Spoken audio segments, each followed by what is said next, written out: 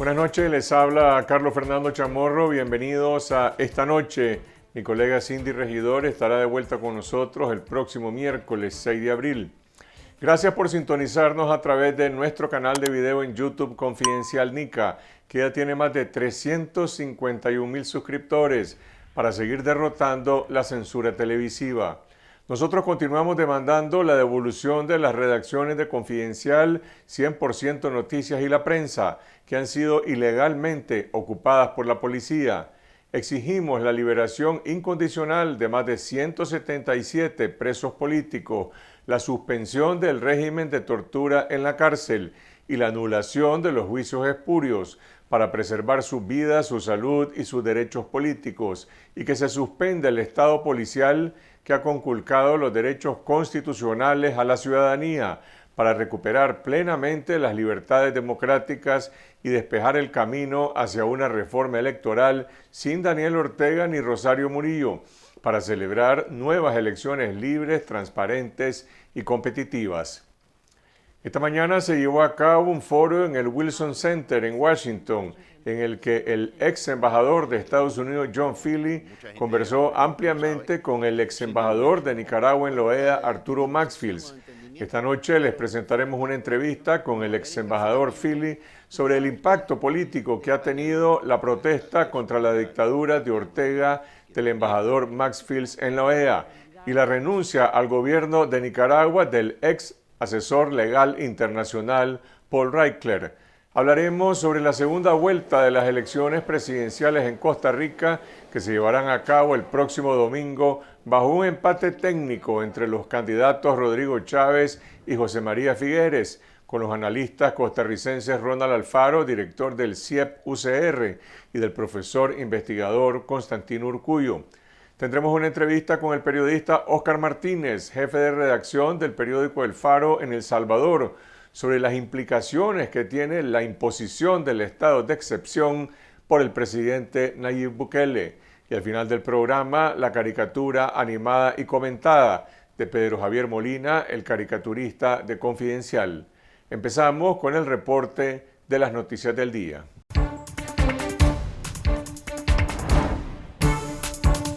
Un memorándum firmado el 28 de marzo por Leopoldo Rivas Alfaro, coordinador nacional de atención al sandinismo histórico, anunció la desactivación de ese movimiento y la incorporación de sus miembros a las filas de los profesionales del partido en el poder. Militantes sandinistas aseguran que la eliminación del sandinismo histórico es parte de la estrategia de centralización del poder dentro del FSLN de la vicepresidenta Rosario Murillo. El movimiento de los históricos fue activado a raíz de la crisis de abril de 2018 y de sus filas fueron reclutados elementos que participaron en la represión paramilitar. Militantes de este partido, bajo condición de anonimato, aseguraron que el memorándum circuló entre los territorios. Por el impacto que causó su difusión entre los históricos, alegaron que era una noticia falsa. Marlon Sáenz, conocido como el Chino Enoch, no respondió a una consulta realizada en sus redes sociales. Sin embargo, circuló entre los militantes un supuesto audio en que se pronuncia contra lo que consideró un irrespeto para la moral de los históricos y criticó al FSLN por ser un partido autocrático. Lea la noticia completa en confidencial.com.ni. Fuentes vinculadas al Frente Sandinista en San Juan del Sur, en Rivas, confirmaron la detención del exalcalde sandinista Gerardo Miranda y su traslado a las celdas del Chipote este lunes 27 de marzo. Las fuentes dijeron desconocer la causa por la que se investiga al también exdiputado, mientras que la policía y el Ministerio Público no ha emitido ninguna comunicación sobre su captura.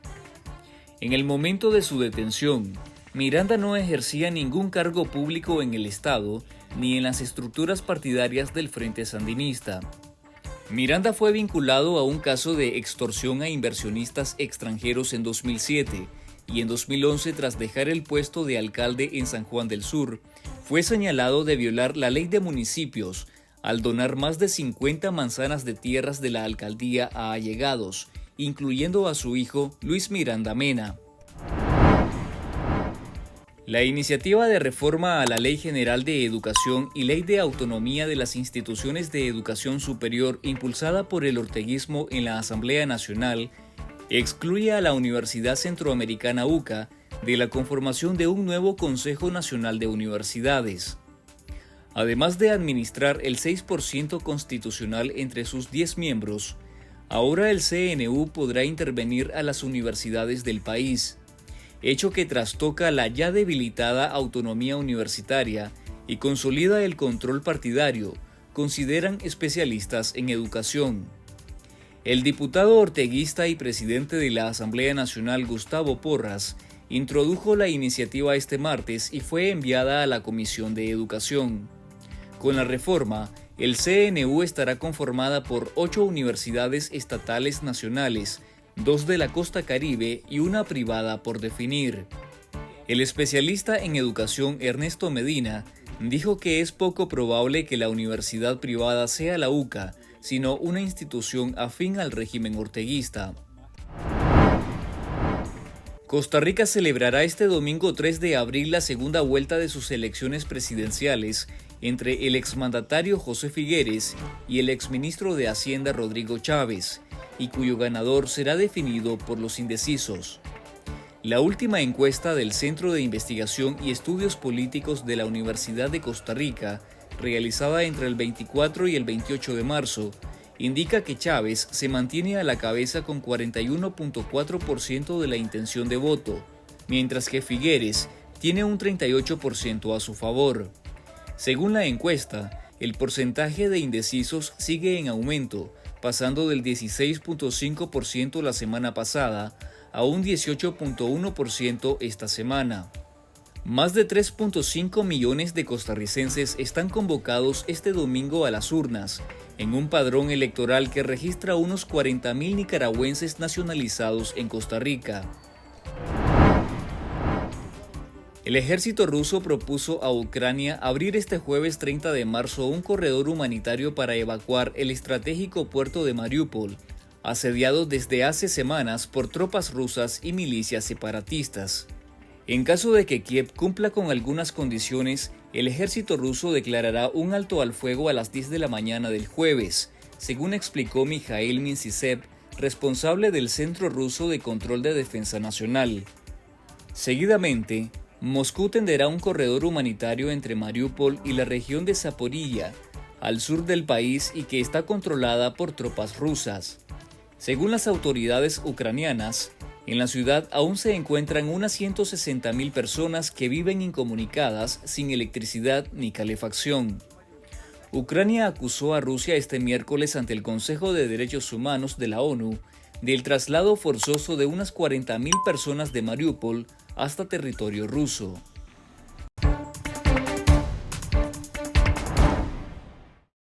Esas son algunas de las noticias que tuvieron más impacto en la jornada de hoy. Y ahora nos comunicamos hasta Washington, la capital norteamericana, con John Feeley, exdirector para Centroamérica en el Departamento de Estado y exembajador de Estados Unidos en Panamá, para analizar el impacto de la protesta del exembajador Arturo Maxfield en la OEA contra la dictadura Ortega Murillo. John, esta mañana estuviste en un panel en el Wilson Center con el ex embajador de Nicaragua ante la OEA, Arturo Maxfield. ¿Qué impacto tiene la protesta de Maxfield en la OEA en contra de la dictadura de Daniel Ortega, como él la calificó? Bueno, estalló como una bomba hace precisamente una semana, Carlos Fernando. La declaración de él, la forma en que él desertó al régimen, sus denuncias del régimen realmente fueron una bomba atómica en una organización que normalmente no es conocida por ser explosivo. La diplomacia interamericana con sede en la OEA normalmente es algo que procede con protocolo, con discursos, pero hay mucha gente que dice con mucho cinismo que casi se puede predecir lo que cada representante va a decir. Nadie veía que Arturo Maxfield iba a decir semejante cosa. Y la verdad es que él ha provocado una reflexión muy profunda aquí en Washington en los círculos interamericanos y ha repuesto el enfoque, digamos, la luz de enfoque precisamente sobre la dictadura. El hecho de que el ex embajador habló con tanta contundencia y especialmente desde su punto de vista como uno de los privilegiados del régimen, o sea, ex embajador en el momento, prestó creencia a lo que él dijo y hay mucha gente tomando muy en serio sus reclamos, como hizo hoy, para la libertad de los presos, para la necesidad de que haya una reflexión nicaragüense en general respecto a su gobierno. Y lo que dijo esta mañana en nuestro panel también fue muy contundente, pero no puedo sobreestimar el efecto de sus palabras. En Nicaragua se debate qué impacto puede tener el que un funcionario público como Macfield anuncie esta ruptura con el régimen entre los funcionarios públicos a los que él ha enviado un mensaje diciendo tengan esperanza, pierdan el miedo. Pero ¿qué impacto puede tener en la OEA? Por ejemplo, en las naciones del Caribe o en algunos gobiernos como el de México u otros que han sido ambivalentes en relación a la crisis de Nicaragua, el que el embajador haga una denuncia de su propio gobierno sobre las violaciones a los derechos humanos?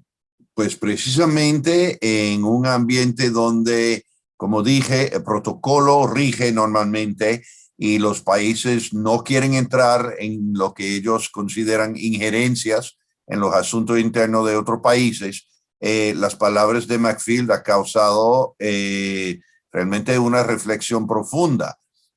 Yo digo que lo que él hizo fue poner la lupa, no solo el régimen en Nicaragua, en Managua, sino sobre los capitales del hemisferio, porque ellos ahora tienen que hacer una introspección sobre su propio silencio. ¿Por qué en países como México, en países como algunos caribeños, no han denunciado las violaciones de los derechos humanos en Nicaragua o del régimen Ormu, cuando ellos con la otra parte de su boca vocean siempre en la OEA la necesidad de respetar los derechos humanos, la necesidad de ampliar los derechos civiles, etcétera, etcétera? Y entonces, si ellos están manteniendo un silencio en este momento, refleja una especie de hipocresía. Mencionaste el tema de los presos políticos en Nicaragua y casualmente mañana en Ginebra, en el Consejo de Derechos Humanos, se va a votar la posible creación de un mecanismo especial de carácter permanente para investigar las violaciones a derechos humanos en Nicaragua y el tema de la impunidad. Se sabe de antemano que el régimen ha rechazado hasta ahora este tipo de iniciativas por el lado de la OEA, incluso expulsó al Comité Internacional de la Cruz Roja Internacional. Exactamente. ¿Qué se puede esperar de este mecanismo en caso de ser aprobado? Bueno, ojalá, como tú bien señalas, ya la dictadura no va a aceptar nada de inspección, supervisión internacional.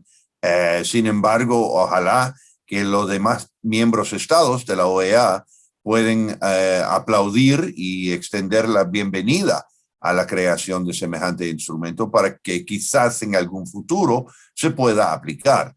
Yo lo veo muy difícil en este momento de intransigencia, especialmente con la renuncia del abogado internacional Paul Reichler, con la renuncia de Arturo Macfield. Aquí el régimen debe estar sintiéndose un poco asediado. Entonces yo no veo que en el plazo futuro inmediato que vaya a haber mucha flexibilidad. Sin embargo, es muy importante que los demás países y que Ginebra continúen haciendo presiones sobre el régimen para que precisamente haya una fiscalización de las violaciones de derechos humanos, que haya una rendición de cuentas por todo lo que ha pasado, no solamente desde abril de 2018, pero aún antes, pero en la forma que sea, cualquiera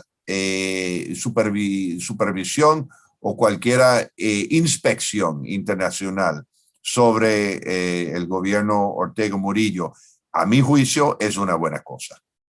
La renuncia del abogado Paul Reichler, asesor internacional del gobierno de Nicaragua, que has mencionado, que incluso llevó el caso del Estado de Nicaragua contra Estados Unidos en la Corte Internacional de la Haya en 1986. En Nicaragua ha tenido mucho impacto, mucha resonancia. ¿Qué efecto tiene esto en Washington, en el entorno, digamos, diplomático internacional, esta renuncia? Bueno, en realidad el caso no tiene mucha resonancia hoy día. Ya es parte de la historia y solo los expertos en asuntos interamericanos y la gente que tiene recuerdos personales de las guerras en Centroamérica de los 80, de la época Reagan, tienen mucha memoria de eso.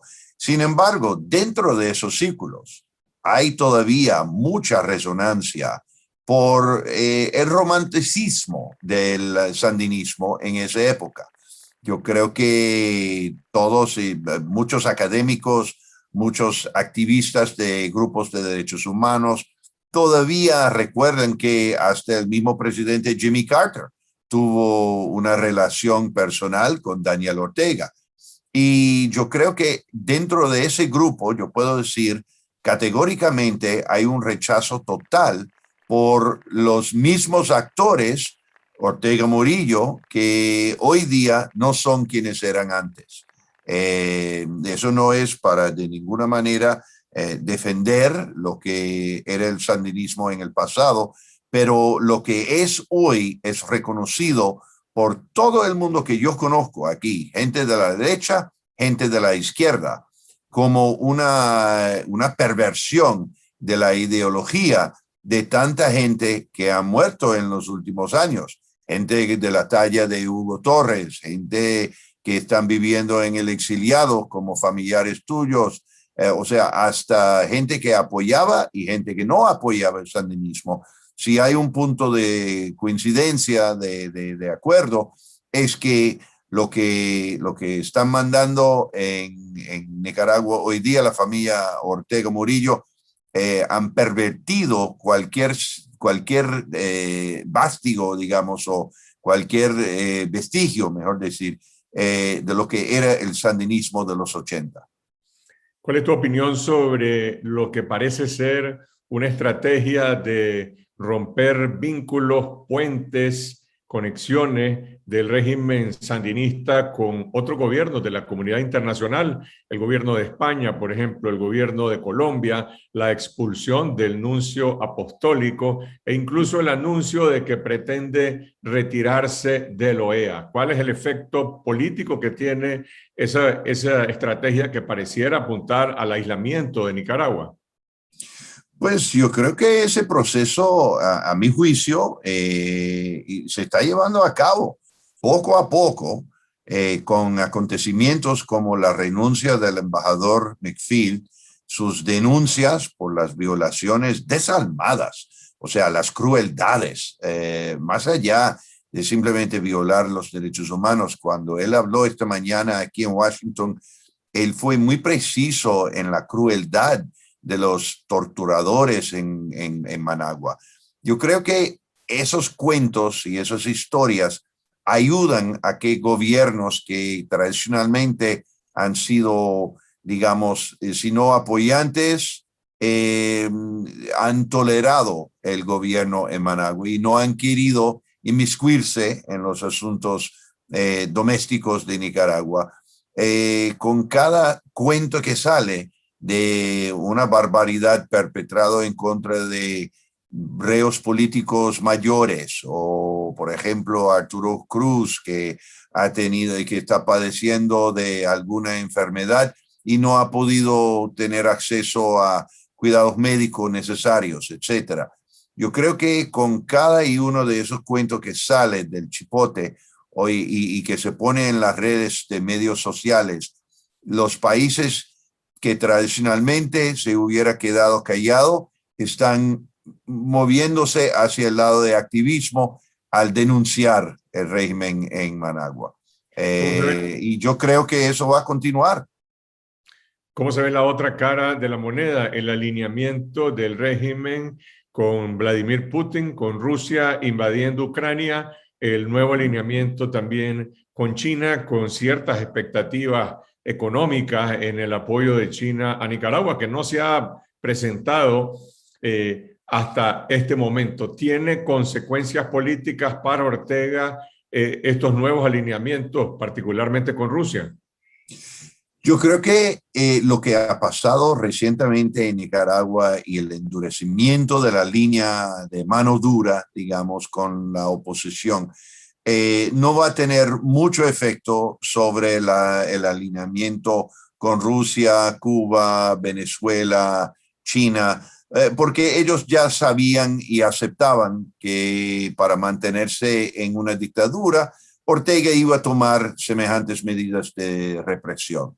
Yo creo que con Putin lo que pasa en Ucrania es mucho más importante para él que lo que pasa en Managua. Entonces, con todos sus esfuerzos militares, políticos, diplomáticos concentrados en Ucrania, yo creo que Daniel Ortega y Rosario Murillo pueden esperar un buen rato hasta que contesten el teléfono en Moscú.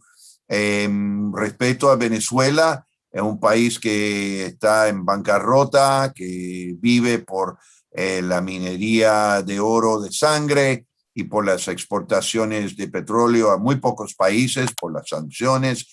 Entonces yo creo que va a continuar una alianza quizás de sentimiento, pero de plata no tanto. El comodín en la baraja obviamente es China.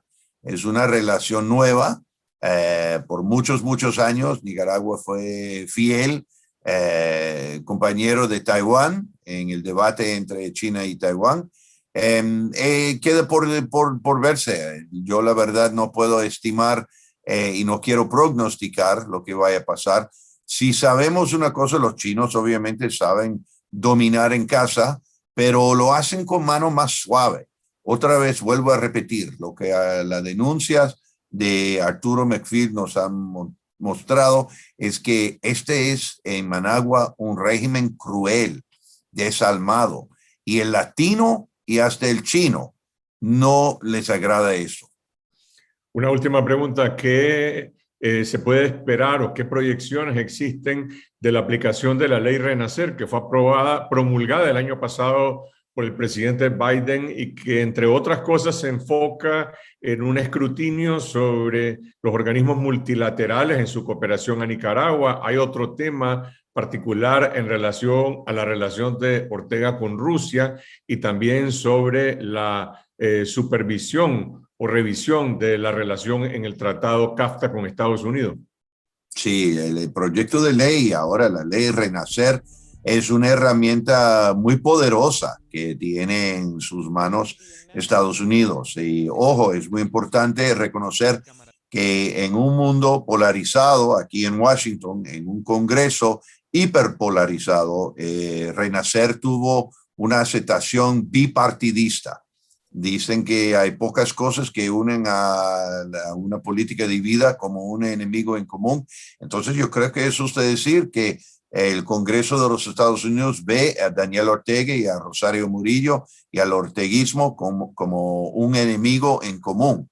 Yo no puedo especular sobre la cuestión de las varias herramientas como es el Tratado de CAFTA, mecanismos de supervisión internacional, etcétera. Pero sí sé que mis ex colegas en el Departamento de Estado diariamente están revisando cuáles son las sanciones que ellos han aplicado, si hay nuevas sanciones que serían útil aplicar. Y ojo, es muy importante reconocer que las sanciones no son castigo, son incentivos para cambiar comportamiento. Las sanciones de OFAC, especialmente, se puede quitar si el comportamiento que los provocó, en primer lugar, cambia. Ahora, yo no soy muy optimista de que Ortega y Murillo van a cambiar su rumbo. Yo creo que ellos han tirado los dados y no sé exactamente cómo van a tirar, pero van a terminar, pero no van a terminar bien. Yo tengo mucho más fe en gente como Arturo McField, que trató por un tiempito ser un fiel servidor del sandinismo, pero que reconoció que se estaba pudriendo desde adentro y que en algún futuro los Arturo McField y los buenos nicaragüenses que quieren la libertad, que quieren la paz, van a ser los que dominen su propio país. Continuamos con la elección presidencial en Costa Rica el próximo domingo entre Rodrigo Chávez y José María Figueres. Dados con la verdad.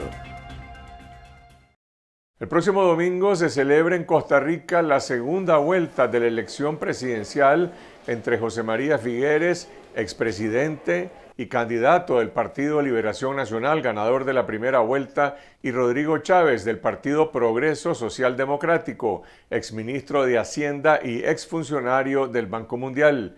Según la última encuesta presentada ayer y realizada por el Centro de Investigaciones y Estudios Políticos de la Universidad de Costa Rica, ambos candidatos se encuentran en un empate técnico, cuando aún existe un 18% de indecisos. Veamos lo que dicen los analistas Ronald Alfaro, director del CIEP de la UCR, autor de esta encuesta, y el doctor Constantino Urcullo Fournier, profesor e investigador de la UCR. Ronald, la última encuesta del CIEP, publicada el día de ayer, proyecta una reducción de la ventaja de Rodrigo Chávez sobre José María Figueres, que ahora es solamente de 3.4%, cuando hace 4 semanas era de 10 puntos.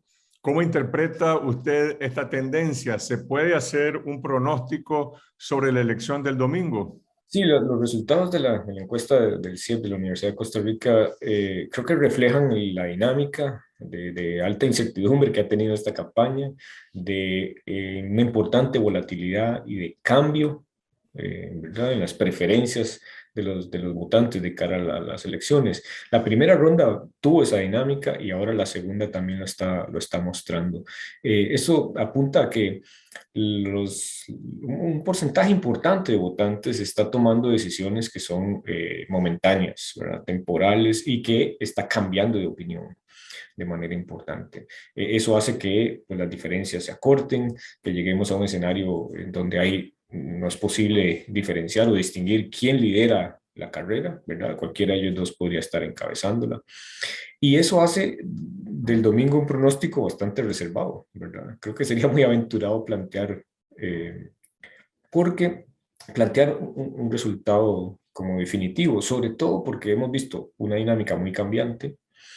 Hemos observado que, dado que los apoyos no son sólidos ni son tan fuertes hacia cualquiera de las dos candidaturas, es probable que alguno de ellos o le alcance y le supere, o que el otro, ¿verdad?, consolide una pequeña ventaja que tenga y evite que su contrincante le gane la elección. En esta encuesta, los indecisos aumentan al 18% del electorado. ¿Quiénes son los indecisos? ¿Y cuál es, si acaso se conoce, su intención? ¿Van a votar? ¿Tienen alguna preferencia sobre por quién votar?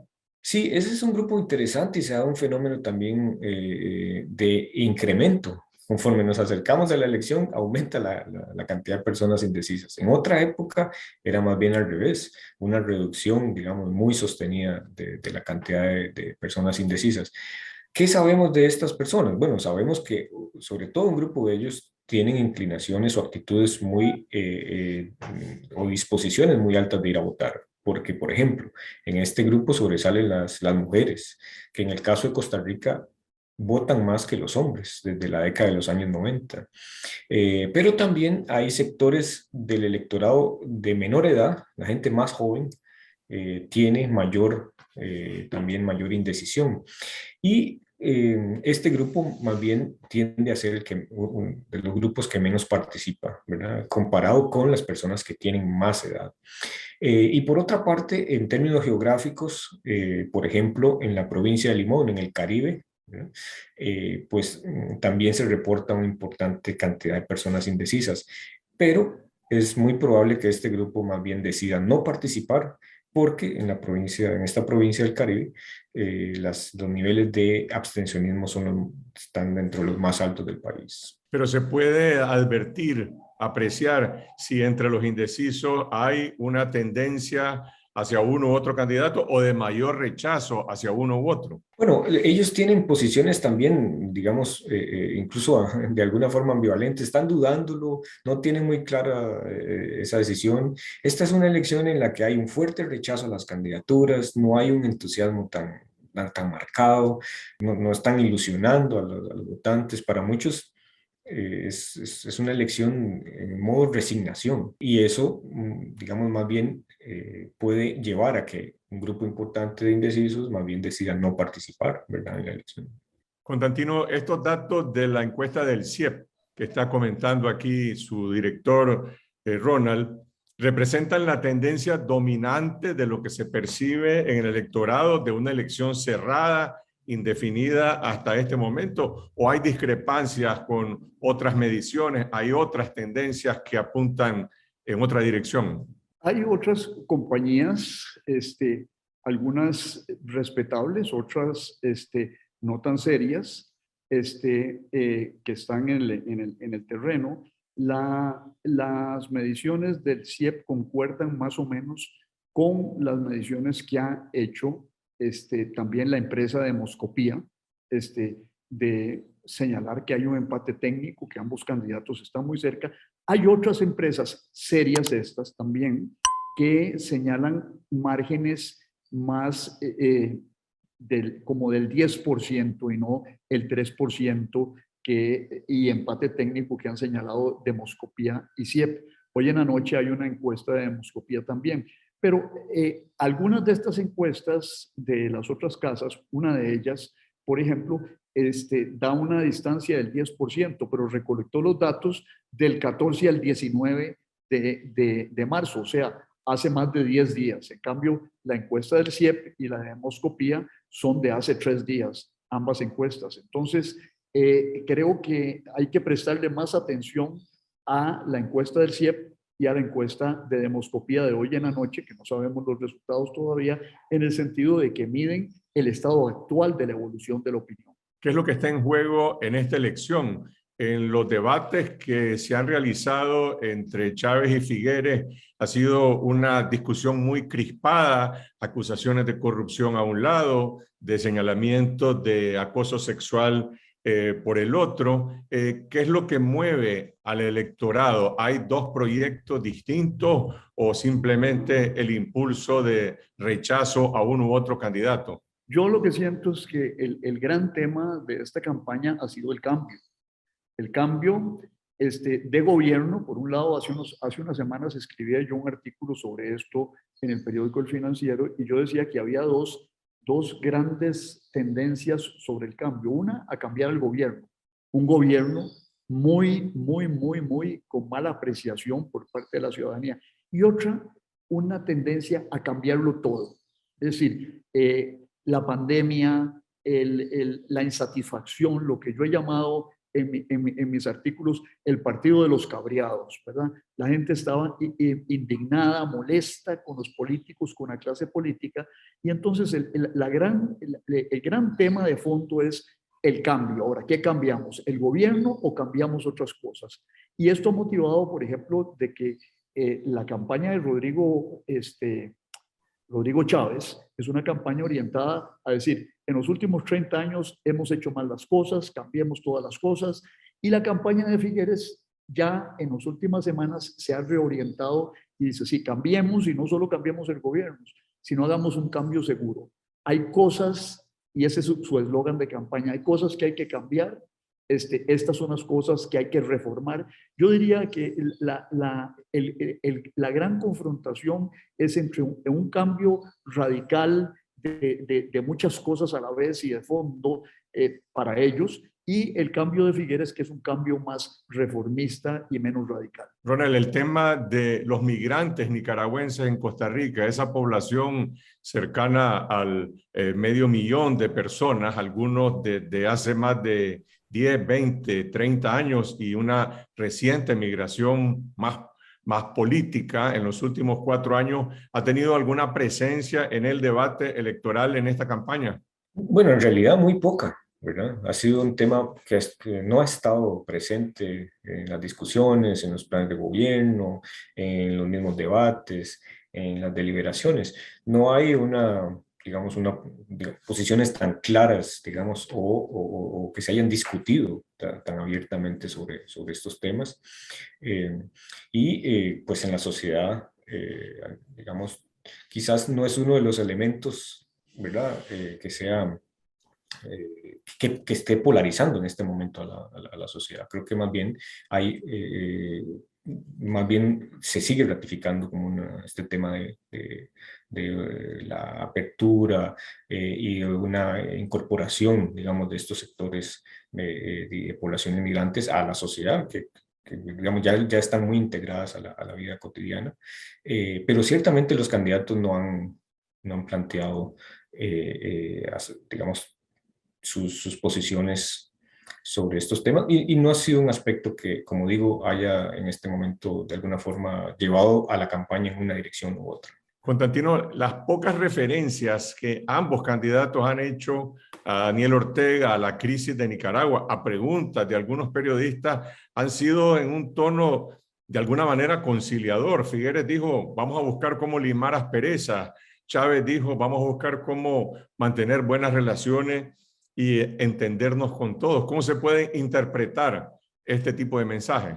Yo lo interpretaría en el sentido de que si llego al gobierno no quiero empezar peleando con Daniel Ortega, pero yo creo que ambos han reafirmado los valores democráticos de Costa Rica, han reafirmado la necesidad de que haya una política con respecto a la migración y sobre todo, yo creo que la actitud hacia Ortega va a pasar por la alianza que se ha formado de la prosperidad y la democracia con República Dominicana y con Panamá. Figueres viajó a República Dominicana a entrevistarse con el presidente de República Dominicana. La relación con Laurentino Cortizo, presidente de Panamá, ha sido muy buena de este gobierno y yo creo que será muy buena de todos los gobiernos, tanto el de Chávez como el de Figueres.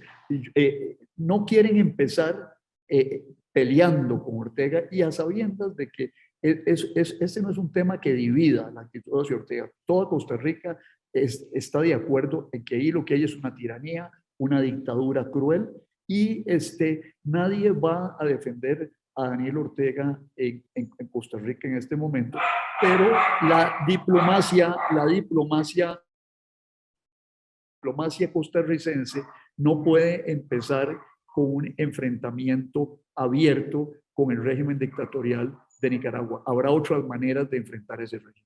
Mañana hay un debate en televisión, en Teletica, y el día siguiente, el viernes, en Repretel. Ronald, ¿estos debates televisivos pueden tener alguna incidencia en la toma de posición de los indecisos? ¿Qué es lo que se espera? Porque hasta ahora las discusiones entre Figueres y Chávez han sido crispadas, han sido de ataques de uno a otro y pareciera que no se está discutiendo asuntos que verdaderamente le conciernen a los costarricenses en materia de política económica, política social. Sí, en esta coyuntura y en estas condiciones políticas en donde hay, por un lado, un debilitamiento muy fuerte, digamos, de las identidades partidarias de la ciudadanía y también de las estructuras partidarias, ¿verdad? Esta elección se ha convertido en una elección muy personalista, ¿verdad? Entre la figura de cada una de esas candidaturas y entonces, de esa forma, la ciudadanía lo que busca son algunas señales para tomar decisiones y en buena medida los debates, que son ya en la recta final, al menos tienen la expectativa de que para un sector del electorado, sobre todo las personas indecisas, le ayuden a tomar la decisión, ¿verdad?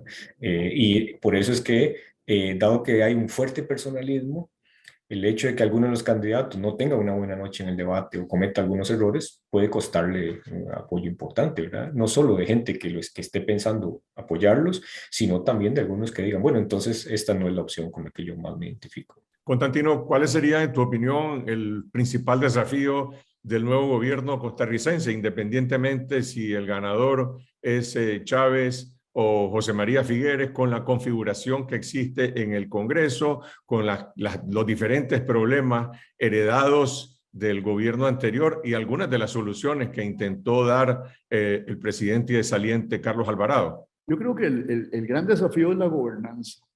El gran desafío es un presidente en los dos casos que no tendría mayoría parlamentaria, sino que tendría que construir coaliciones legislativas en apoyo a sus propuestas. Ahora, es muy importante tener en cuenta que por primera vez en muchos años el presidente entrante se inaugura con la capacidad de fijar la agenda legislativa. Con lo que llamamos acá las sesiones extraordinarias. Entonces, el presidente deberá estar listo en un plazo muy corto a enviar proyectos de su agenda a la Asamblea Legislativa y construir apoyos para esos proyectos en los próximos meses inmediatamente. Entonces, el gran tema es gobernanza. ¿A quién voy a poner del lado mío en alianzas con proyectos específicos? Nadie se está planteando lo que se planteó el actual presidente de un gobierno de unidad nacional que fracasó estrepitosamente. Lo que se tienen que plantear ambos es con quién se alían para llevar adelante grupos de proyectos o proyectos específicos.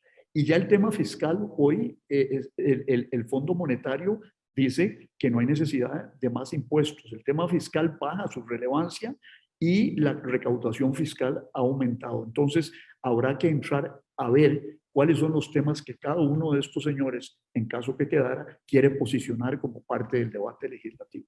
Dijiste antes que Chávez ha intentado posicionarse como la alternativa de cambio, de un cambio más profundo. En algún momento él o miembros incluso de su equipo, de su campaña, han sugerido algo así como una especie de democracia plebiscitaria, y en otros momentos también ha hecho señalamientos muy fuertes contra medios de comunicación influyentes en el país o contra los que se definen como las élites económicas en Costa Rica. Hay un cuestionamiento de fondo a lo que hoy es la estructura de la democracia costarricense.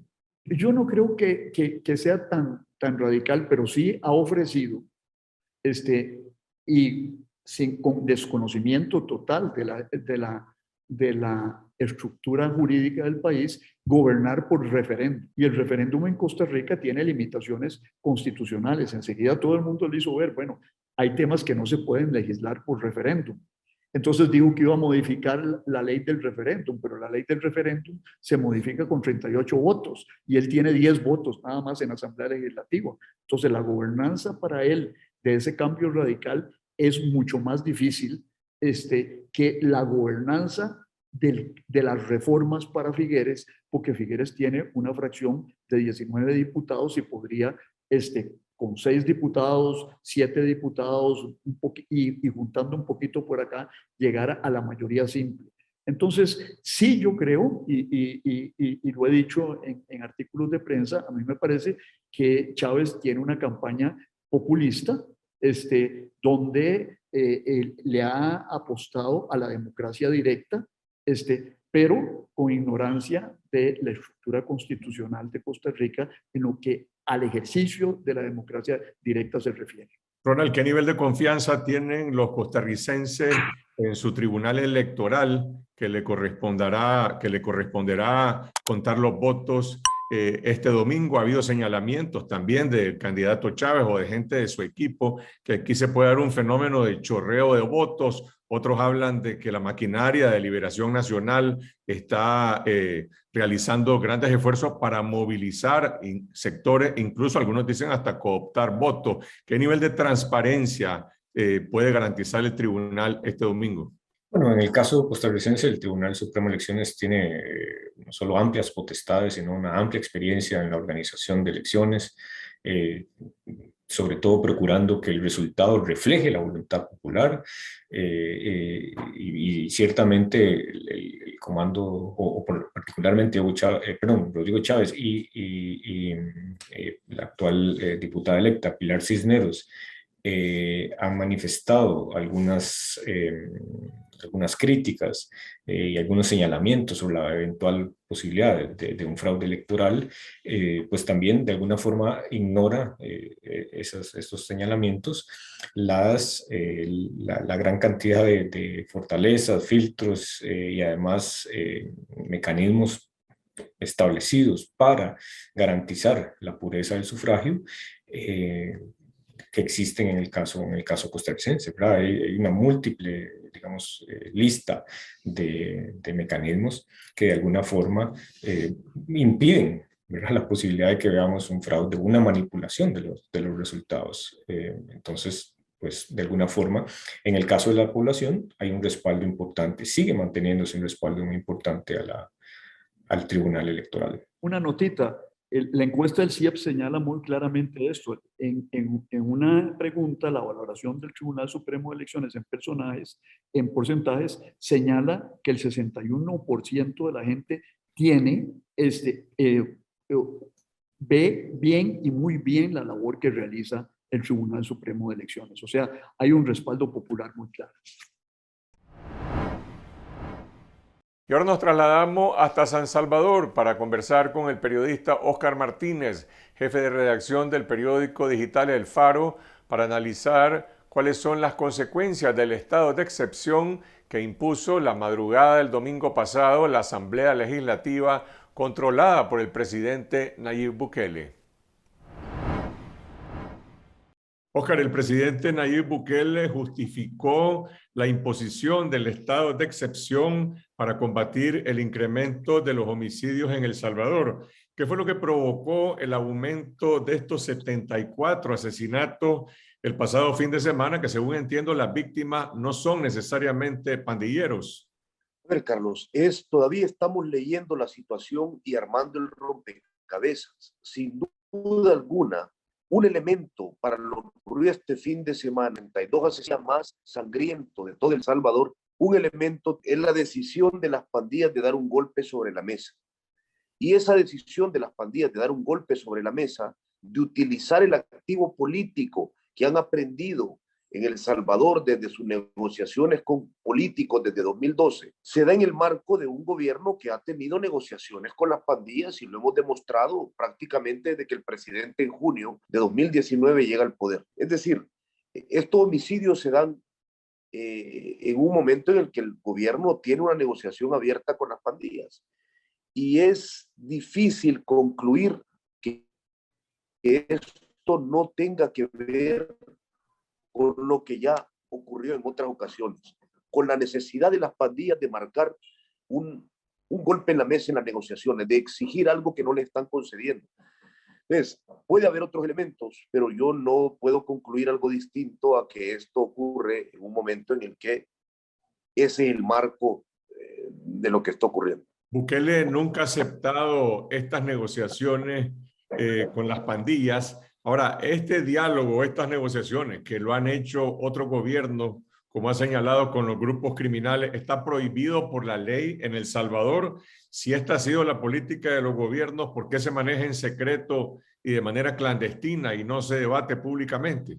No, Bukele, como ningún otro político anteriormente, Bukele nunca ha aceptado que él ha tenido negociaciones con las pandillas. Y ahí me parece muy importante dejar claro algo. Cuando nosotros demostramos las negociaciones con las pandillas, no con fuente off the record, con documentos de la administración Bukele. Es decir, la narrativa con la que contamos la negociación de las pandillas fue con decenas de documentos que provenían de la Dirección General de Centros Penales, que dejaban constancia en oficios, libros de novedades, informes de inteligencia de cómo encapuchados, funcionarios y pandilleros de la calle entraban a dialogar con los líderes históricos de la pandilla.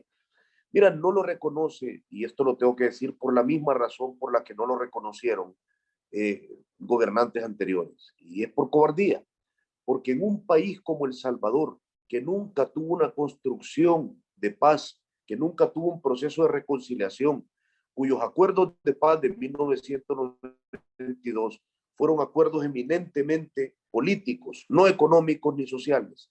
La sociedad no entiende de paz. En El Salvador sabemos poco cómo se ejecuta eso. Y las pandillas han hecho sufrir mucho a la sociedad salvadoreña. Y una sociedad ignorante de la paz pide que el problema se solucione a balazos.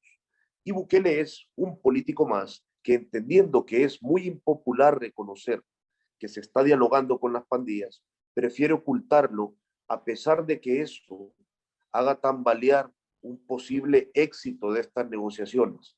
Lo que está ocurriendo ahora ha sido un periodo de 3 días, pero no es algo exótico. Ya lo hemos vivido varias veces en El Salvador, en fines de semana o en un año entero.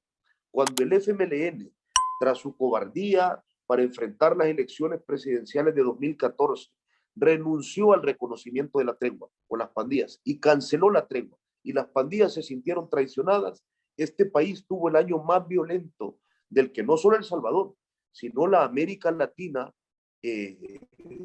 democrática en los últimos tiempos tiene recuerdo. Tuvimos 103 homicidios por cada 100.000 habitantes. Esa es la consecuencia de negociar en secreto, incluyendo un elemento electoral y negando lo que se está haciendo. ¿Cuál es entonces el objetivo de Bukele cuando impone el estado de excepción? ¿Qué facultades tiene ahora el presidente, la policía, el ejército, y qué impacto ha tenido en estos 4 días? Mira, yo lo considero como un golpe de efecto. A ver, Bukele, y esto lo hemos dicho editorialmente en El Faro, Bukele es un autócrata, es decir, Bukele es alguien que, utilizando las herramientas de la democracia, es decir, las elecciones y las imposiciones inconstitucionales, como cuando el 1 de mayo del año pasado removió al fiscal general y a los magistrados de la Sala de lo Constitucional, se ha convertido en el dueño de todos los poderes del Estado. Bukele controla ahora mismo el judicial, controla el legislativo, tiene el ejecutivo, nombró a su fiscal general y removió al 33% de los jueces para poner jueces anuentes a sus decisiones.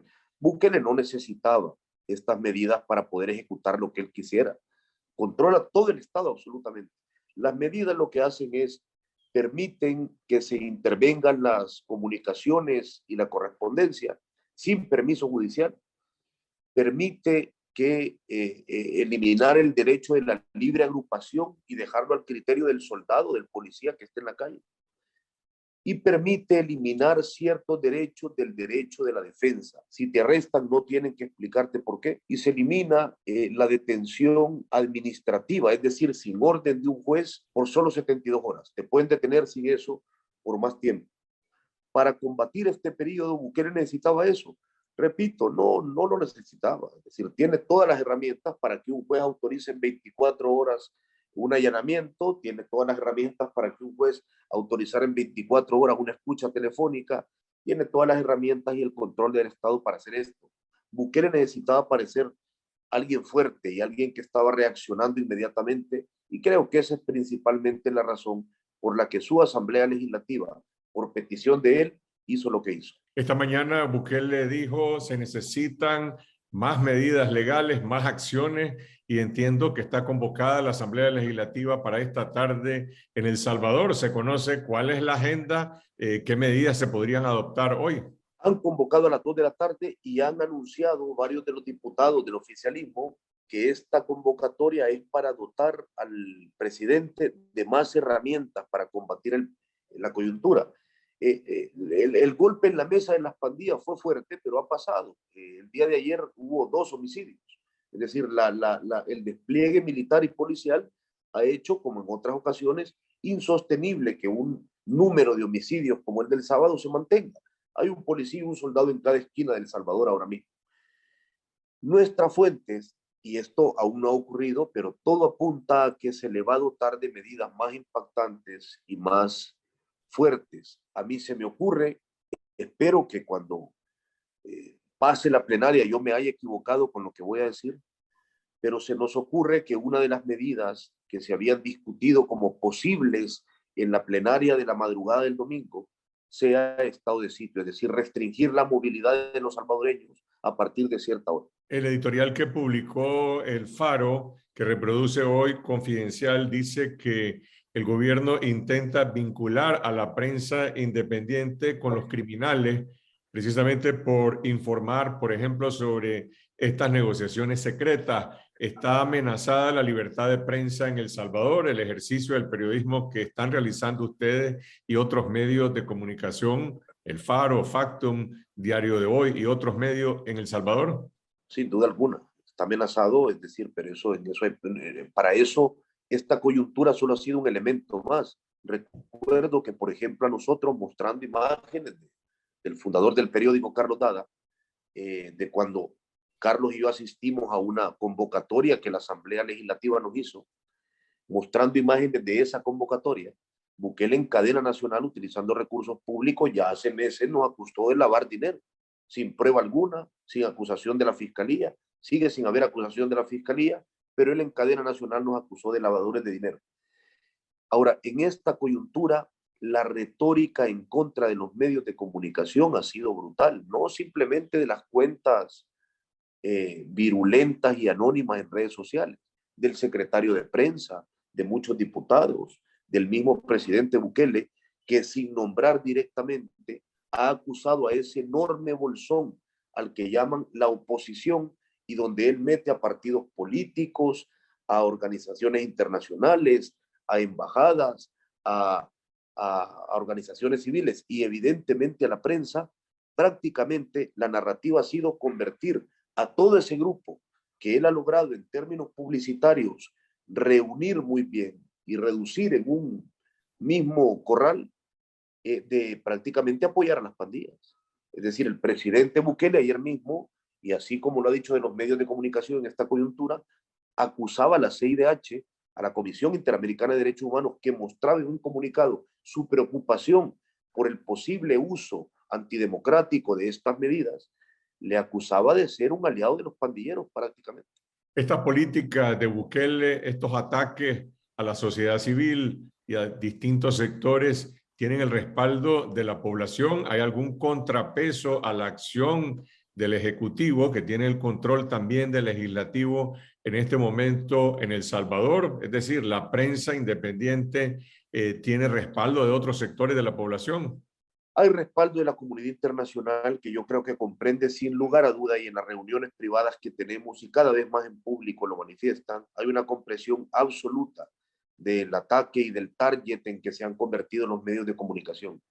En términos de la población, complicado. Bukele es un presidente quizás el más popular de América Latina. En las últimas mediciones de ya hace unos meses, Bukele seguía teniendo una popularidad arriba del 80%. Este es un pueblo poco educado en Estado de Derecho, es un pueblo poco educado en términos de democracia, es un pueblo que ha sido conminado a no comprender más que el día que mete un voto a las urnas en qué consiste la democracia, y es un pueblo que en su desesperación busca caudillos. Lo que quieren es alguien que les prometa que les va a solucionar los problemas y en quien crean más que por razón, por fe. Y Bukele ha logrado eso.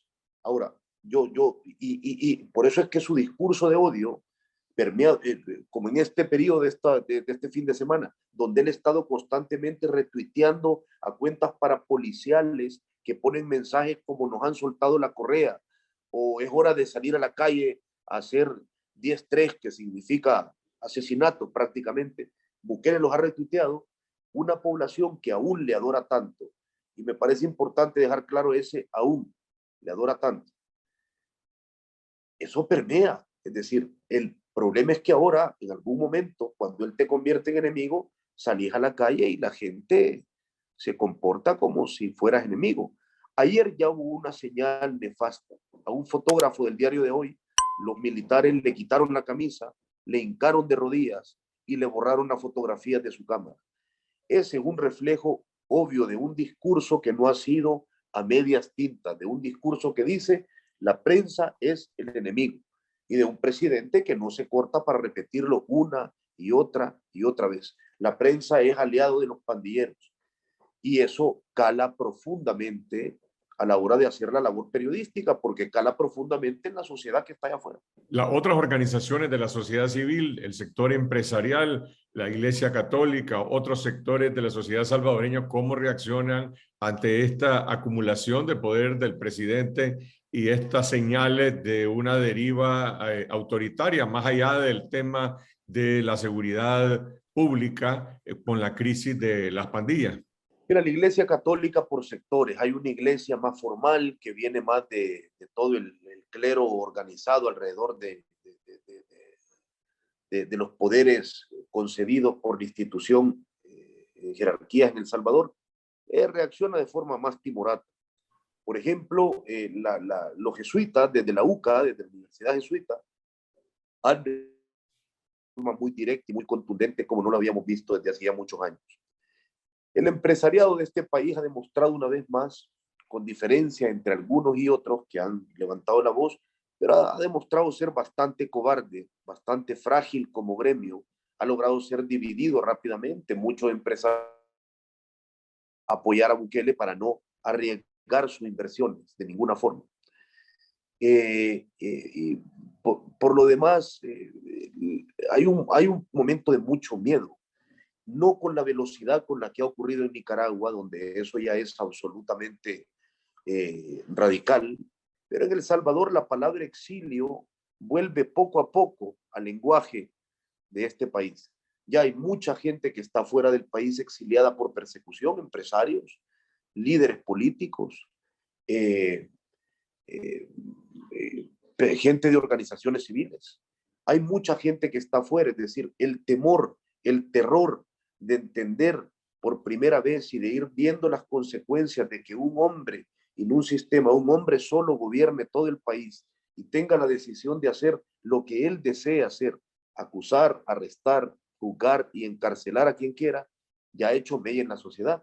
Y poco a poco eso va cribando, va reduciendo a la cantidad de personas que se atreven a levantar la voz. Aquí te lo digo, y esto en el ejercicio periodístico, Carlos, nosotros cada vez más nos cuesta encontrar una fuente que se atreva a dar su nombre en nuestro material. Te voy a poner un ejemplo. Ahora mismo estamos trabajando un material que involucra a jueces, que involucra a 7 jueces, de 7 jueces, juzgadores del país, para hablar de un tema muy administrativo de su gestión. Hemos conseguido que uno nos dé el nombre a la hora de publicar. Y eso es un síntoma con el que no nos enfrentamos desde hace un mes, nos enfrentamos ya desde hace varios meses, y creo que es un síntoma muy contundente para describir lo que está pasando actualmente. Gracias, Oscar. Estaremos pendientes de lo que decida hoy Bukele en la Asamblea Legislativa. Y digo de lo que decide el presidente porque esa Asamblea él tiene el control mayoritario de la Asamblea. Te lo voy a describir de una forma. Cuando se anunció que había plenaria extraordinaria el día de hoy, ayer hubo plenaria normal, se convocó a la de ahora a las 2 de la tarde. Ya varios diputados respondieron diciendo, presidente, cuente con mi voto. Ni siquiera saben qué va a pasar en la plenaria de hoy, pero son gente que está ahí para apretar un botón, no para discernir de ninguna forma. Y ahora los dejamos con la caricatura animada y comentada de Pedro Javier Molina, el caricaturista de Confidencial. Hola gente, aunque cueste creerlo, mientras muchos estaban discutiendo indignadísimos sobre la cachetada de Will Smith, otras cosas seguían pasando en este mundo. En concreto, en Nicaragua, la situación de los secuestrados políticos sigue empeorando.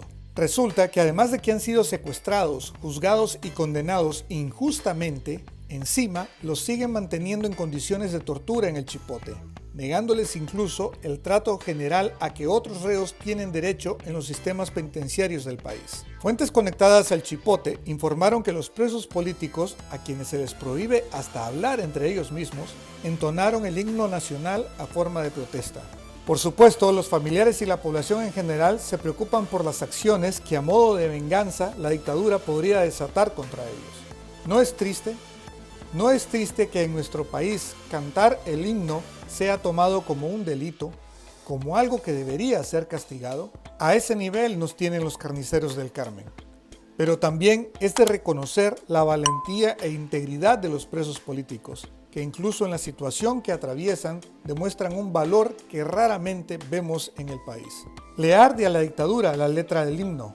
Eso de que la paz brille en nuestro cielo los pone a temblar, pues ellos sin guerra contra su propio pueblo no pueden vivir.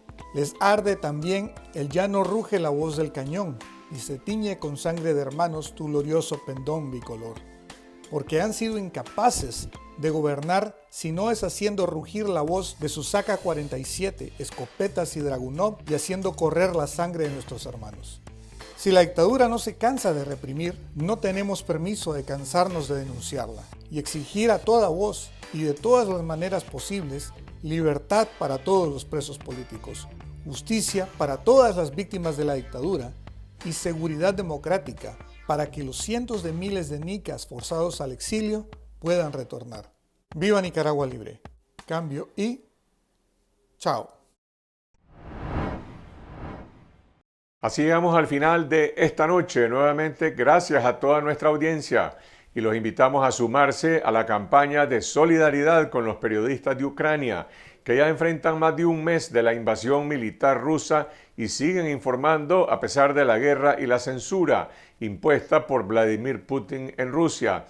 Para efectuar sus donaciones en esta campaña que termina el día de mañana, pueden entrar al sitio web confidencial.club y después al enlace de membresía o donaciones, según sus preferencias. Y sus donaciones serán canalizadas a través del fondo Media Lifeline Ukraine.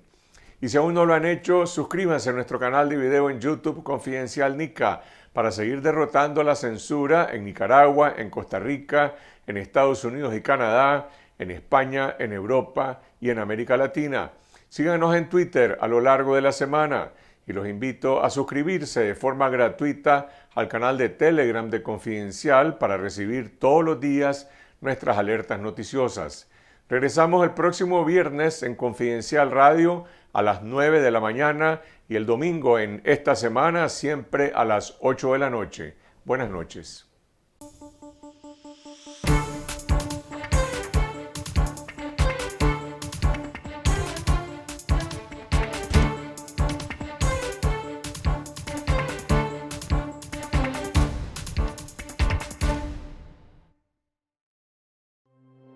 Confidencial, 25 años investigando y contando la verdad, la política, la economía y la sociedad. La aspiración de un país con democracia, prosperidad y justicia. La corrupción, la pobreza y la violencia. Los temas que afectan e interesan a todos los nicaragüenses. Revelamos la verdad que otros ocultan. Fiscalizamos el poder. Promovemos el debate público. Hacemos periodismo independiente. Por una ciudadanía crítica y mejor informada. Contá con nosotros. Estamos cada vez más cerca de vos. Nunca podrán confiscar la verdad. Confidencial. Conectados con la verdad.